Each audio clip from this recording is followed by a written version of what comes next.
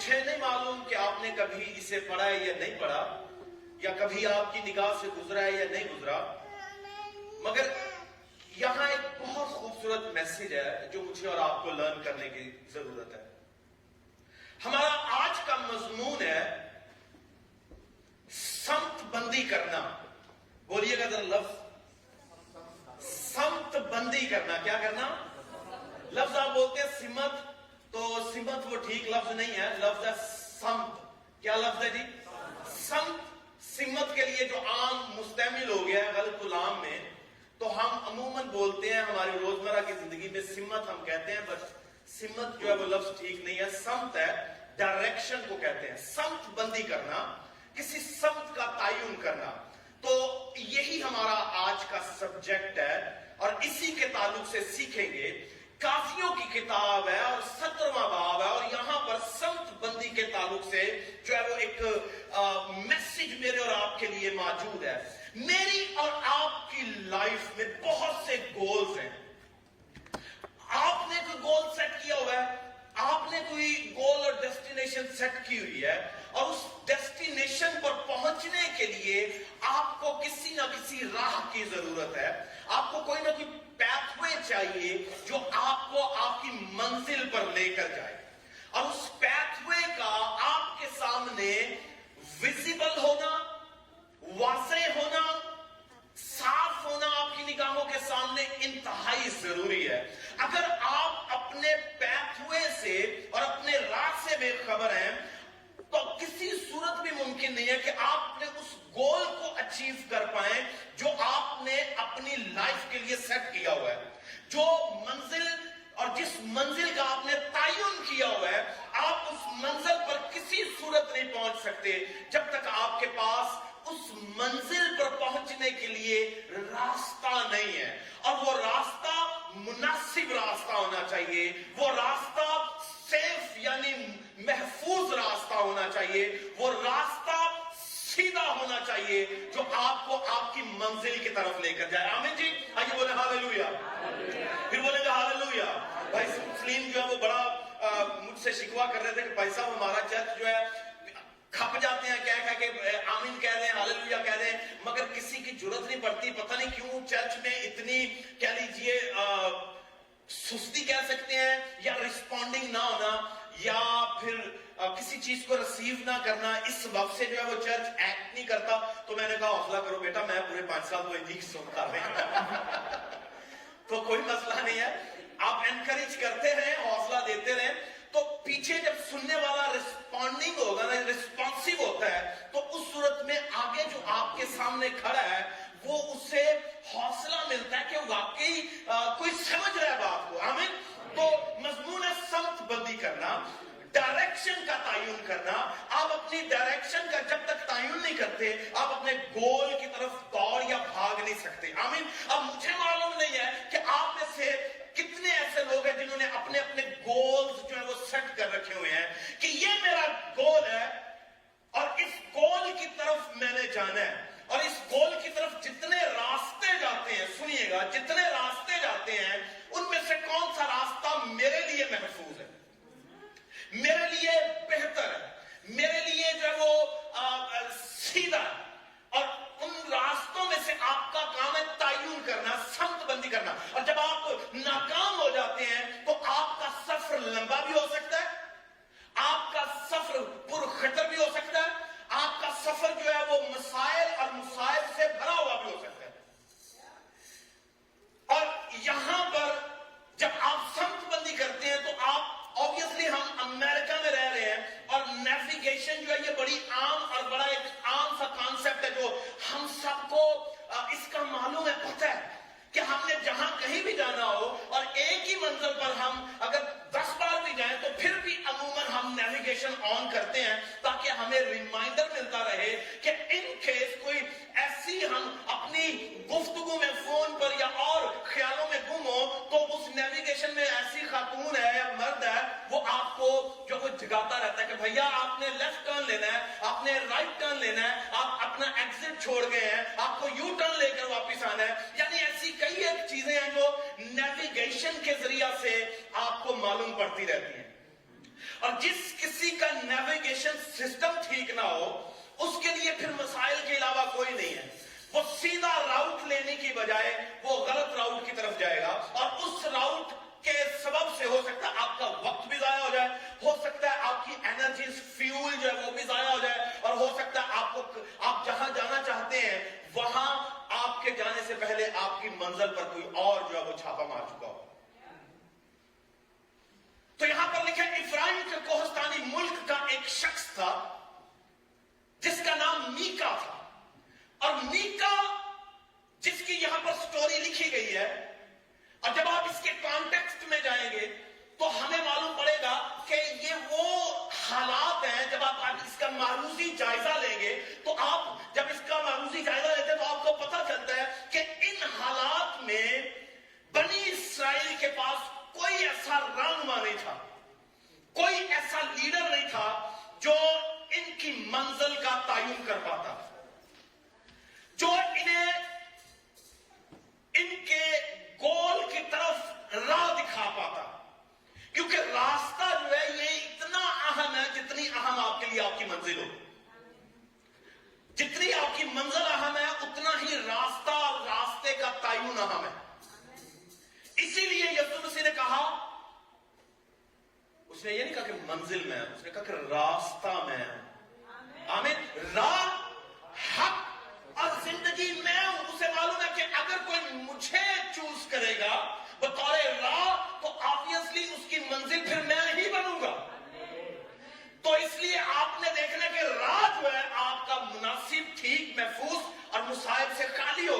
तो यहां पर बनी इस्राएल के जो हालात हैं, आप इन हालात का जायजा लें तो इनके पास रहनुमा नहीं है, और ये कौम जो है कई एक मसाइल का शिकार हो चुकी है। क्यों?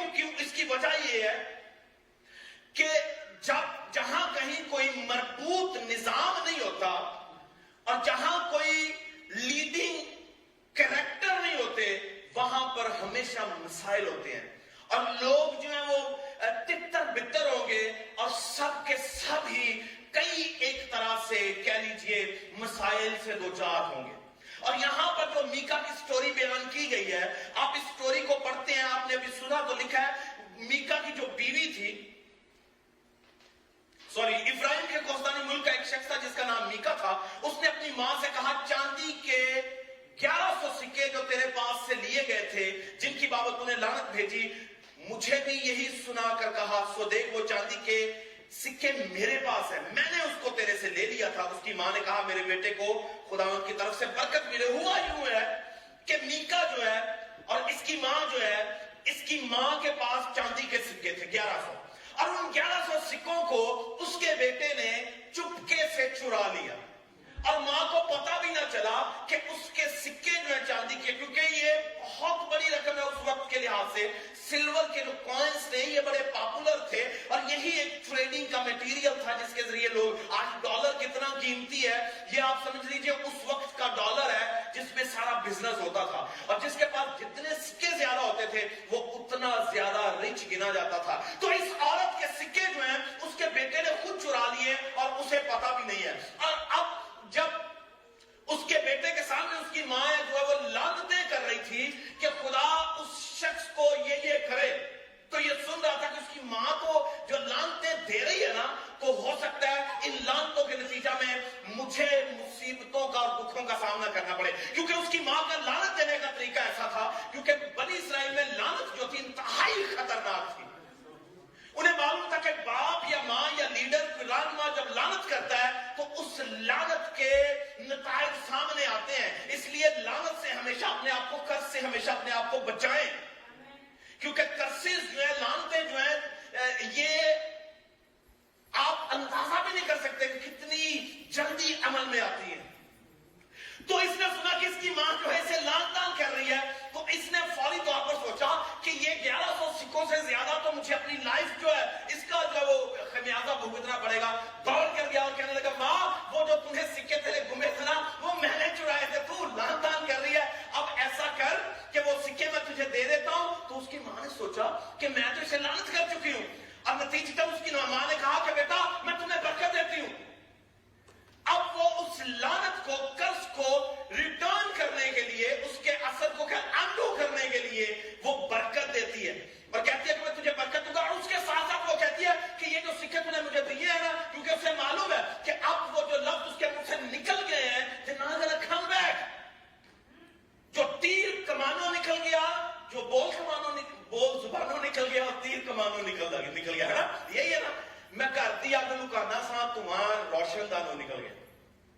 تو اس کا تیر جو تھا وہ کمان سے نکل چکا تھا, کیونکہ اسے معلوم ہے کہ اس نے لعنت کی ہوئی ہے. مگر ماں ہے, اس کا دل ٹوٹا پسیج گیا. اس نے کہا کہ میں نے اپنے بیٹے کے حق میں یہ کہہ دیا. اس نے کہا کہ ایسا کر, میں 200 سکوں کا جو وہ ترافیم اور افود بنواؤں گی. یہ سٹیچو ہوتے تھے, دیوی دیوتاؤں کے لیے بنائے جاتے تھے. حالانکہ یہ بنی اسرائیل کے لوگ ہیں, مگر ان لوگوں میں یہ ٹرینڈ تھا کہ ان میں سے بت پرستی نہیں تھی جا رہی. اب بت پرستی کا نہ جانا بھی ریزن یہ تھی کہ ان کے ہاں کوئی ایسا سسٹم جو تھا وہ ڈیولپ نہیں ہو پا رہا تھا جو انہیں جو ہے وہ درست اور غلط ثابت کرے. اس کی ماں نے کہا کہ میں 200 سکوں کا ایک مقدس بناتی ہوں اور اس میں ترافیم کو اور افود کو رکھتی ہوں. اور اس نے 200 چاندی کے سکے جو ہیں وہ دے دیے جو چاندی کو ڈھالنے والے ہیں انہیں, اور انہیں دے کر کہا کہ میرے لیے یہ بنا لو, اور پھر میں ان سے ان کے حضور جاؤں گی, ان کی پریزنس میں اپنے گھر میں رکھوں گی اور دعا کروں گی, اور میرے بیٹے کو جو برکت ملے گی. آپ ساری سٹوری سن چکے ہیں. تو اس کے نتیجہ میں اس نے وہ ترافیم اور افود کی سٹیچوز بنوائے اور اپنے گھر میں رکھے, کیونکہ بنی اسرائیل میں اور اس دیگر علاقوں میں جہاں وہ رہتے تھے وہاں ایک کامن ٹریڈیشن تھی کہ لوگ انہیں کہتے تھے ہاؤسز گاڈ, یعنی گھروں کے دیوی دیوتا. گھروں کے اندر انہوں نے چھوٹے چھوٹے, جس طرح آپ ہندو دیکھتے ہیں ان کے گھروں میں کونا ایک بنا ہوتا ہے, ایک انہوں نے اپنی ایک کہہ لیجیے عبادت کا ایک سلسلہ بنایا ہوتا ہے. ہمارے گھروں میں ہم نے ایک جگہ مخصوص کی ہوتی ہے. اسی طرح ان میں بھی یہی تھا کہ انہوں نے وہ سٹیچوز رکھے, بنوائے, اور پھر عبادت کو کرنا شروع کر دی, ترافیم اور افود کی. اور انہی دنوں میں ایسا ہوا کہ ایک, کیونکہ بنی اسرائیل بالکل تتر بتر تھے اور ان میں کوئی جو تھا وہ لیڈر نہیں تھا, نتیجتاً کیا ہوا, لاوی جو تھے کہانت کا کام کرنے والے, ان کی کہانت بھی رکی ہوئی تھی اور کہانت کا کام بھی نہیں تھا چل رہا. تو ایک کاہن کا یہاں پر ذکر ہے کہ وہ بیت لحم میں رہتا تھا, اور جب اسے کوئی روزگار نہ ملا تو وہ چلتا چلتا چلتا چلتا میکا کے خاندان کے پاس آ گیا. اور میکا کے خاندان میں آیا تو اس نے دیکھا کہ یہاں پر ترافیم اور افود پڑے ہوئے ہیں اور یہ گھرانہ جو ان کی ورشپ کر رہا ہے. تو میکا نے پوچھا کہ تو کہاں سے آتا ہے؟ اس نے کہا کہ میں بیت لحم سے آیا ہوں. تو اس نے کہا کہ تو بیت لحم سے آیا, تو کس قبیلے سے آیا؟ اس نے کہا میں لاویوں کے قبیلے سے ہوں. اس نے کہا لاویوں کے قبیلے سے, یہ تو خدا نے ہم پر فضل کر دیا ہے کہ تو کاہن جو وہ لاویوں کے قبیلہ سے میرے گھر میں آ گیا. میں تو آلریڈی ایک مذبح بنا کر ترافیم اور افود کو رکھ کے بیٹھا ہوں, اب مجھے ایک کاہن ہی چاہیے تھا. تو اس نے کہا کہ یہ تو خدا نے دروازے کھول دیے ہیں. اس نے کہا کہ دیکھ, تو جاب کی تلاش میں ہے, تو روزگار کی تلاش میں ہے, تو میں تجھے روزگار دیتا ہوں, میں تجھے ہائر کرتا ہوں. میرے گھر کا جو مندر ہے, یعنی میرے گھر کا جو گرجا لگا ہوا ہے, تو اس میں عبادت کروایا کر. یعنی یہ ترافیم اور افود کی. تو وہ کاہن جو تھا لاویوں کا, وہ خوش ہو گیا. اس نے کہا کہ اندھا کیا مانگے 2 آنکھیں, اس سے بڑھ کر میرے لیے کیا ہوگا کہ میں تو نکلا ہی روزگار کی تلاش میں تھا, کیونکہ یروشلم کا نظام جو وہ خراب ہو چکا ہے اور کہانت جو وہ بالکل ختم ہو چکی ہے, تو یہاں پر تو مجھے جاب مل جائے گی. اور بیت لحم یہودا میں یہودا کے گھرانے کا ایک جوان جو لاوی تھا, یہ وہیں ٹکا ہوا تھا. وہ شخص اس شہر یعنی بیت لحم یہودا سے نکلا اور کہیں جہاں جگہ ملے جا چکے. سو وہ سفر کرتا ہوا افرایم کے کوہستانی ملک میں میکا کے گھر آ نکلا. اور میکا نے اس سے کہا تو کہاں سے آتا ہے؟ اس نے اس سے کہا میں بیت لحم سے. میکا نے اس سے کہا میرے ساتھ رہ جا اور میرے باپ اور میرا باپ اور کاہن ہو. کیا ہو؟ 2 چیزیں اس نے کہی, میرا باپ بھی تو ہو اور میرا کاہن بھی تو ہو. اس کا مطلب وہ کاہن کو اپنا باپ سمجھتے تھے, اور لکھا ہے کہ تو میرا باپ ہو اور کاہن ہو. میں تجھے چاندی کے 10 سکے سالانہ اور 1 جوڑا کپڑا اور کھانا دوں گا. 1100 سکے انہیں ملے, ریٹرن ہوئے ہیں. اور یہ کاہن کو کیا کہہ رہے ہیں کہ ہم تجھے سال کے 10 سکے دیا کریں گے, 1 جوڑا کپڑا دیا کریں گے, سال سے 1 جوڑا کپڑا اور کھانا بھی دیں گے. سو لاوی اندر چلا گیا اور وہ اس مرد کے ساتھ رہنے پر راضی ہوا. وہ جوان اس کے لیے ایسے ہی تھا جیسے اس کے اپنے اپنے بیٹوں میں سے ایک بیٹا ہے. اور میکا نے اس لاوی کو مخصوص کیا اور وہ جوان اس کا کاہن بنا اور میکا کے گھر میں رہنے لگا. تب میکا نے کہا میں جانتا ہوں کہ خداوند میرا بھلا کرے گا کیونکہ ایک لاوی میرے گھر میں کاہن ہے. کون ہے جی؟ ایک لاوی میرے گھر میں کاہن ہے. تو اس نے یہ خیال کرنا شروع کر دیا کہ اب ہماری منزل جو وہ کلیئر ہے کہ ہمیں ایک گھر چاہیے تھا, اس میں سٹیچوز چاہیے تھے, اس کے لیے برکت چاہیے تھی, اور ایک کاہن بھی آ گیا, سب کچھ چل رہا, معاملہ ٹھیک ہے. مگر معاملہ ٹھیک تھا نہیں, حالات ان کے بالکل ٹھیک نہیں تھے. کیوں؟ کیونکہ ان کا گول جو تھا وہ کلیئر نہیں تھا. اور اگر ان کا گول آپ کو سمجھ آ رہی ہے کہ وہ کیا کرنا چاہ رہے ہیں, خدا کو خوش کرنا چاہ رہے ہیں, تو اس خدا کو خوش کرنے کے لیے جس راستے کا تعین کر رہے تھے وہ غلط تھا. اب وہ کیا غلط ہے کہ اپنے گھر میں بت پرستی شروع کی ہوئی ہے, اور اسرائیل کا خدا جو ہے وہ بت پرستی کے بالکل خلاف ہے. آپ یہوہ کی طرف جانا چاہتے ہیں تو بت پرستی کا راستہ اختیار کریں گے تو آپ سمجھتے ہیں کہ یہوہ خوش ہو جائے گا؟ ہرگز نہیں. آپ اپنے راستے کا بہتر تعین کریں, آپ اپنی ورشپ کا بہتر تعین کریں, آپ اپنے کلام کے لیے بہتر تعین کریں. اور نیویگیشن اسی لیے ہے کہ آپ اگر یہوہ کی طرف جانا چاہتے ہیں تو آپ کو کون لے کر جائے گا؟ یسوع مسیح نے کہا راہ میں ہوں, اور حق بھی میں ہوں, اور زندگی بھی میں ہوں. تو اس کا راہ جو ہے اس کی طرف آپ کو جانے کے لیے یا کسی کو لے جانے کے لیے آپ کو کیا چاہیے؟ وہ کمپس کون سا ہے؟ اس دنیا میں کتنی ڈائریکشنز ہیں؟ آپ گنتی کریں تو آپ کے پاس کئی ہوگی. یعنی عموماً ہم کہتے ہیں 8 ڈائریکشنز ہیں, جسے ہم کہتے ہیں نارتھ, ویسٹ, ساؤتھ, ایسٹ. مگر نارتھ اور ساؤتھ کے علاوہ آپ نارتھ ویسٹ بھی کہتے ہیں, نارتھ ایسٹ بھی کہتے ہیں, اور ساؤتھ ویسٹ بھی کہتے ہیں, ساؤتھ ایسٹ بھی کہتے ہیں. یعنی 8 ڈائریکشنز ٹوٹل بنتی ہیں. اور اگر آپ نے ساؤتھ کی طرف جانا ہے یا نارتھ کی طرف جانا ہے تو آپ ویسٹ کا راستہ نہیں لے سکتے. کیوں؟ کیونکہ آپ کا سفر جو ہے وہ لمبا اور خراب ہو جائے گا. تو آج بہت سے مسیحی, بہت سے لوگ جو ہیں دنیا میں غلط راہ لینے کے سبب سے اپنی منزل سے دور ہیں.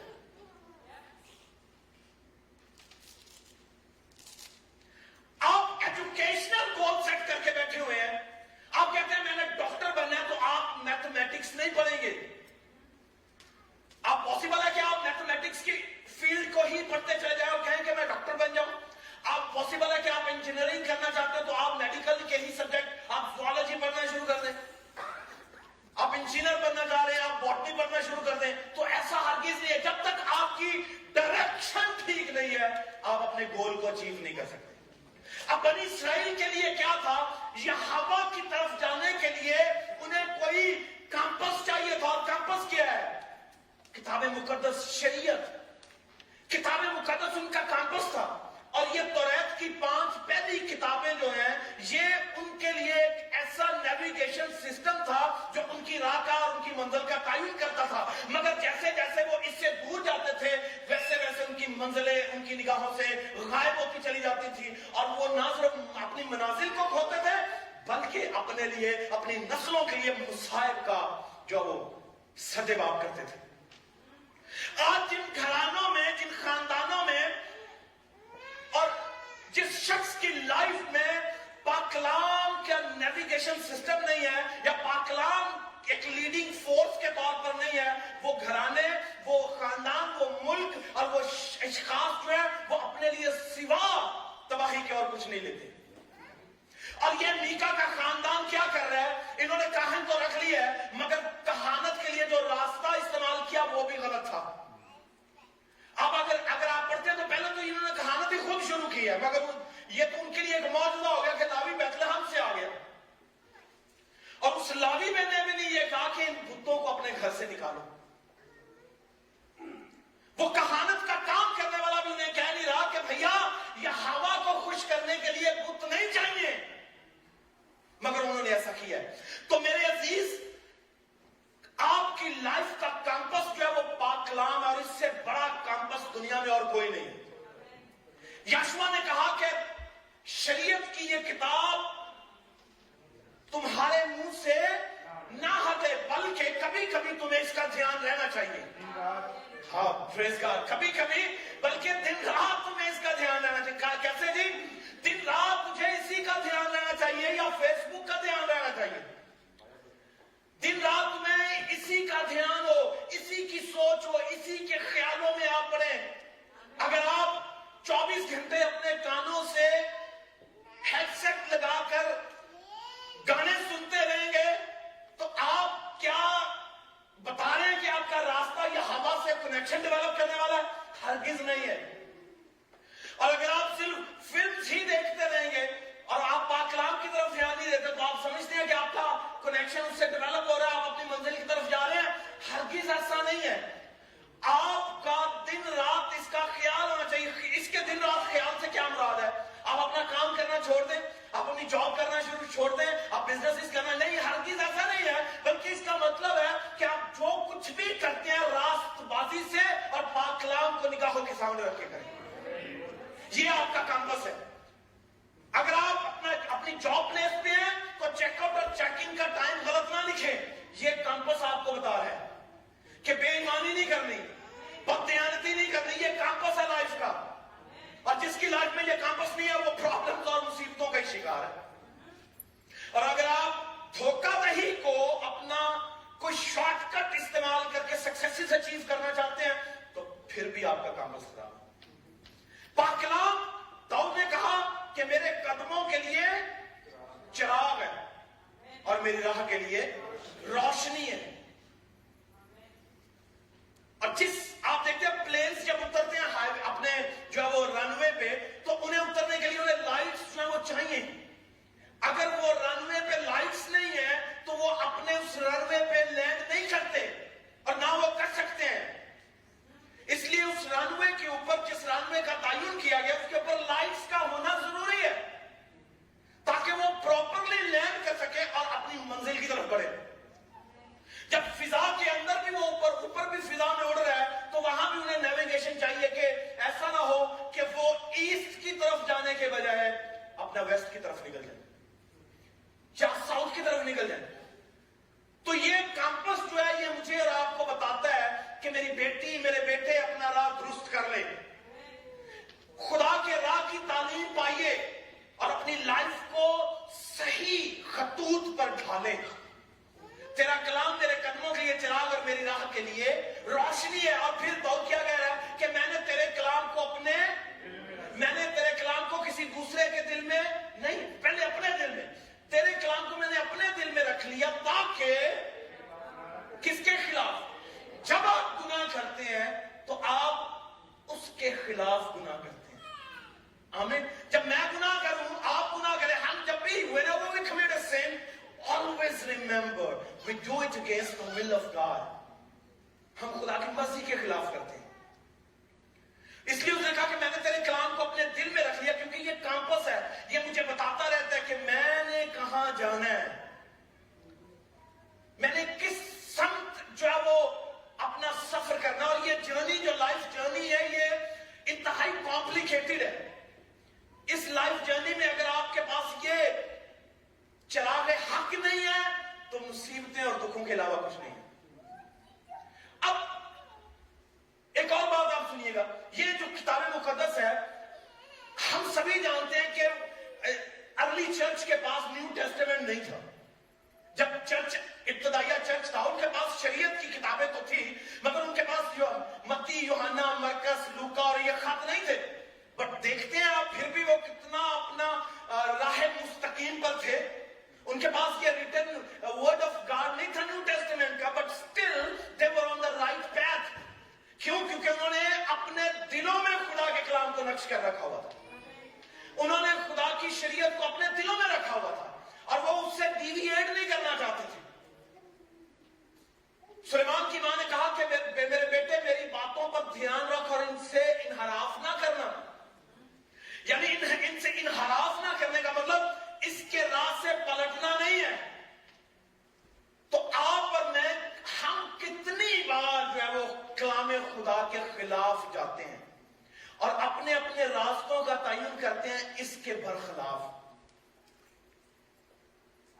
آپ کی سکسیسز کی شورٹی جو ہے وہ آپ کا صحیح راستہ ہے, اور وہ صحیح راستہ پاکلام ہے. اور یہ میکا کا خاندان جو تھا, آپ دیکھ لیجئے ان کے ساتھ کیا ہوا. دان چڑھائے, دان کا قبیلہ آیا اور ان کے بت لے کر غائب ہو گیا. یعنی حالات اس طرح تھے کہ کسی کو معلوم نہیں تھا کہ کرنا کیا ہے. جس کے ہاتھ میں جو آتا تھا وہی کرتا تھا. اور سبب کوئی قاضی نہیں تھا وہاں پر, کوئی بادشاہ نہیں تھا وہاں پر, کوئی رہنما نہیں تھا وہاں پر کہ انہیں ان کا صحیح راستہ بتا سکتا. اور جہاں پر کوئی کیمپس نہیں ہے, شریعت نہیں ہے, رہنما نہیں ہے اور خدا کے اپوائنٹڈ لوگ نہیں ہیں, وہاں پر مسائل اور مصیبتیں اور سفر لمبے ہیں. تو میں آپ کو انکریج کروں گا کہ اگر آپ کے گھروں میں مذہبیں ہیں تو ان مذہبوں کو پاک کلام سے معطر کیجیے. پالوس نے کہا کہ مسیح کے کلام کو اپنے دلوں میں کثرت سے بسنے دو. کیا لفظ استعمال کیا گیا؟ بسنے دو. اس کا مطلب ہم بعض اوقات اللہ ہی نہیں کرتے کہ خداوند کا کلام ہم میں کام کرے, ہے نا. یعنی اسے بسنے دو, وہ تو آنا چاہتا ہے, بٹ پرابلم یہ ہے کہ ہم نے اپنے سخت دلیوں کے سبب سے we don't let the word of God dwell in our hearts. مسیح کے کلام کو اپنے دلوں میں کثرت سے بسنے دو. تو ابتدائی چرچ کے پاس کوئی لکھا پڑا مسودہ نہیں تھا, مگر پھر بھی وہ لوگ راہ مستقیم سے نہیں پھرے, پھر بھی وہ لوگ راہ حق سے نہیں پھرے. انہوں نے صلیب کا راہ اختیار کیا اور موت کو قبول کر لیا. پترس نے کہا کہ مجھے الٹی سولی لٹکا دو, مگر میں اس راہ سے نہیں ہٹوں گا جس راہ کو یسوع مسیح نے مجھے دیا. یوحنا نے کہا کہ اگر تمہیں مجھے تیل کے کڑاہے میں بھی پھینکنا ہے تو پھینک دو, مگر میں اس راہ سے نہیں ہٹوں گا جو راہ یسوع مسیح نے مجھے دی ہے. شاگرد ابتدائی ادوار میں مرنے کے لیے تیار تھے مگر راہ چھوڑنے کے لیے تیار نہیں تھے. مگر آج ہم راستہ چھوڑنے کے لیے تیار ہیں, اپنی زندگی کی آسائشوں کے لیے, اپنی زندگی کی خوبصورتیوں کے لیے, اپنی زندگی کی بقا کے لیے. مگر ابتدائی چرچ جو ہے انہوں نے کہا کہ ہم لڑیں گے مگر راستہ نہیں چھوڑیں گے. اس کیمپس سے, کیونکہ اسی کیمپس نے ہمیں ڈائریکٹ کیا ہے نارتھ کی طرف, اوپر کی طرف. سرفرازی نہ مشرق سے نہ مغرب سے بلکہ اوپر سے آتی ہے. کہاں سے آتی ہے؟ اوپر سے آتی ہے. اور ہم نے الٹیمیٹلی اوپر ہی کا سفر کرنا ہے. ہمارا جو کیمپس ہے نا, ہم اوپر کی طرف جا رہے ہیں, جسے میں عموماً کہتا ہوں کہ ہم عدن کی طرف واپس جا رہے ہیں. ہمارا جو یو ٹرن ہے لائف کا, after accepting Jesus as our personal saviour, it's taking us to our Eden. اور یہ ہمیں یو ٹرن دیا ہوا ہے لائف میں. ہماری ڈائریکشن جو ہے اب اپورڈ ہے نہ کہ ڈاؤن ورڈ ہے. اور نیچے جو چیز آپ کو کھینچتی ہے وہ کیا ہے؟ یا آپ کے راستے کا غلط ہے, مگر جو نیچے آپ کو چیز کھینچ رہی ہے وہ اس پاکلام کے خلاف قوت لگا رہی ہے. گریویٹیشنل فورس جو ہے یہ آپ کو نیچے کھینچتی ہے. آپ فون کو پکڑ کے ہاتھ سے چھوڑ دیتے تو یہ نیچے گر رہا ہے. اٹس بیکاز آف گریویٹیشنل پل. یہ گریویٹیشنل پل ہے جو اسے نیچے کھینچ رہا ہے. مجھے اور آپ کو قبر کا راستہ یعنی زمین نیچے کھینچتی ہے, یہ گناہ ہے. یہ پل جو ہے gravitational pull, it's a sin. It's a sin جس نے آدم اور خدا کے درمیان میں جدائی ڈالی اور اسے زمین کے اندر لے گیا. مگر ہم آسمانی تھے. اب ہمارا اپورڈ جو ٹریول ہے ہم نے اس کا تعین کرنا ہے, اور اس کے لیے ہمیں یہ راستہ چاہیے.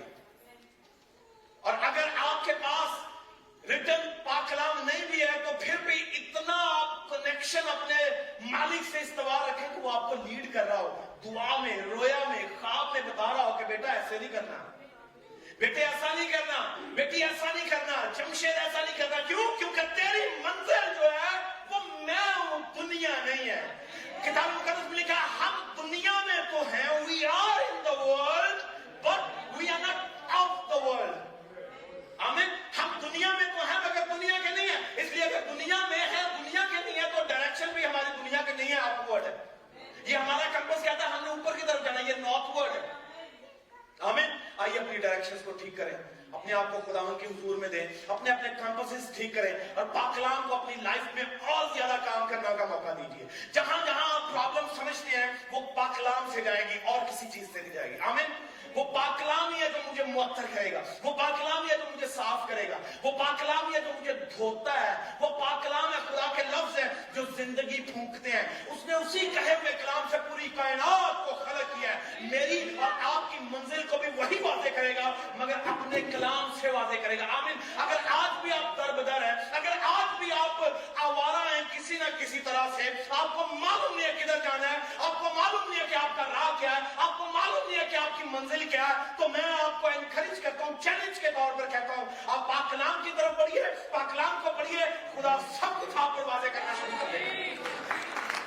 खुदा सब कुछ वादे करना शुरू कर देगा और आप जिंदगी में कभी डावाडोल नहीं होंगे। आप कभी नहीं कहेंगे मुझे तो पता नहीं चल रहा कि what I am supposed to do in the world, मुझे मालूम ही नहीं है कि मैंने क्या करना है। Why? Because you are not spending most of your time in the presence of God. That is the very reason.